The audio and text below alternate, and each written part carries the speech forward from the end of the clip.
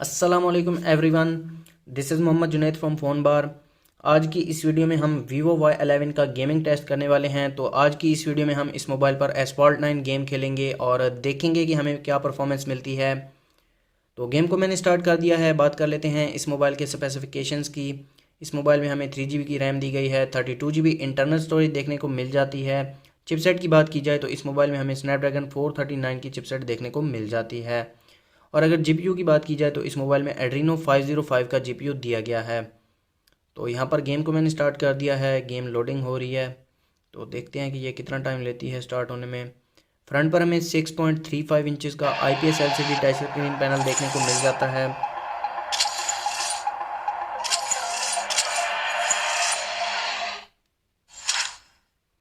तो यहाँ पर आप ग्राफिक्स देख सकते हैं, डिफ़ॉल्ट पर हैं। तो गेम को मैं स्टार्ट कर देता हूँ।